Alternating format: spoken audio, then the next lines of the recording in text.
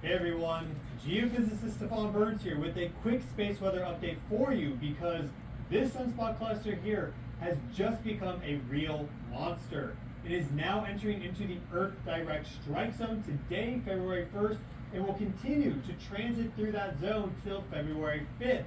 And the sunspot cluster has already been very active over the past 48 hours. We had a 6.7 M-class flare yesterday, followed by a 1.8, and then today we've had another M-class flare, a 2.5 M-class flare right there. So we've had 3 M-class flares from the sunspot cluster in less than 48 hours, and it is crackling and bustling with activity in between those solar flares. The reason why? The 3 sunspot groups that make up this larger cluster have all grown and become more complex over that time frame. So we're going to do a quick analysis of this sunspot group, because if it decides to have a significant solar flare while it's in that Earth direct window and that launches a coronal mass ejection, then that very well could sweep by the Earth and trigger some significant geomagnetic activity depending on the strength of the solar flare and the coronal mass ejection. So I think it's worthwhile to do an analysis of this sunspot group because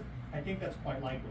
Here we have a sunspot intensitygram time lapse, so we can see the evolution of this sunspot cluster going from January 27th to today, the 1st of February. It first appeared there on the eastern limb solar coordinate system on the 27th. It remained fairly static until the 31st, where you notice a whole bunch of new solar flux being pushed out across this entire cluster composed of 3 different sunspots, and it has stayed fairly static since then. So it's not like we had this flux push out and then withdrawal. Sometimes you see that. Instead, it pushed out all the solar flux just as it was approaching that Earth direct strike zone, and that does not bode well for us here on Earth, because as that solar flux pushes out, it makes the magnetic fields much stronger in this sunspot cluster and more complex and more likely to have these magnetic connections that then release a lot of energy. And so if that occurred more so over here, or let's say on the far side of the sun, then if there was some sort of solar explosion, there would be nothing for us to be concerned about. But if it decides to keep getting more complex and more energy keeps getting pushed out of it, then it's very likely that we could see some significant solar flares and a chance of coronal mass ejections launching from this sunspot cluster, which is fairly close to the solar equator. So it's very likely to propagate out along the ecliptic plane, that plane that transects the sun and the Earth, meaning that we could have some significant geomagnetic activity if it slams into us. Let's look at a 4K magnetogram view so we can see these magnetic fields in action.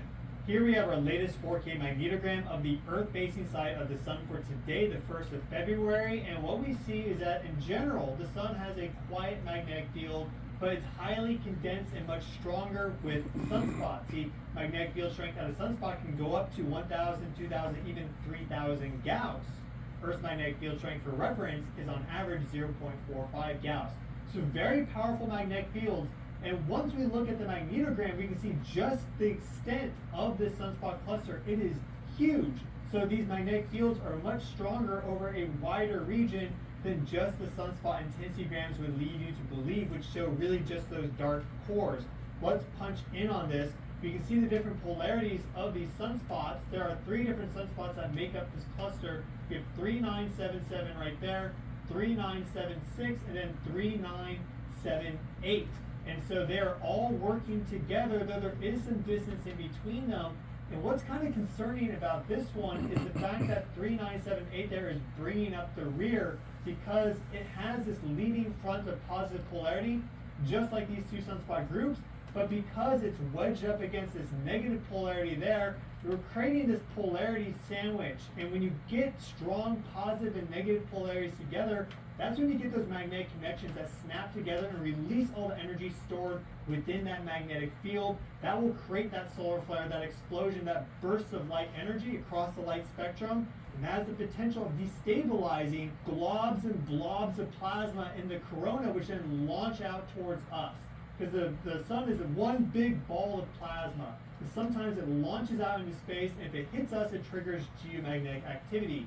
And so we have this positive polarity there pushing up against the negative polarities right here. Also some negative polarities behind these positive polarities with 3, 9, 7, 8. And in general, there's just a lot of mixing. You can see even some backwards negative polarity there in front of the positive polarity with 3, 9, 7, 7. That is also more likely to make this sunspot group explosive. And in fact, we've seen 2 M-class flares from 3, 9, 7, 7 as a result of that. So quite a significant sunspot cluster here that we are looking at. It has grown more complex.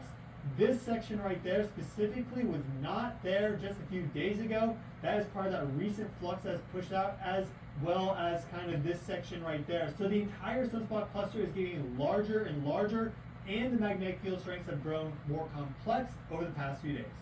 And once again, here is our intensity gram view for this sunspot cluster. And what we'll just have to wait and watch for is to see if any of these individual sunspot cores get bigger, because there is a correlation between just the sheer size of a sunspot and the level of explosivity that it can have. And so right now there are a lot of sunspot cores clustered within this, and some of these are quite large, like this one here, but none of them have grown humongous yet. And so if that occurs, then it's almost certain that we're going to see some very powerful solar flares from the sunspot cluster. We've already had 3 M-class flares. I think it's likely that we are going to have more as the days continue on, and perhaps we'll even get some X-class flares from the sunspot cluster. And because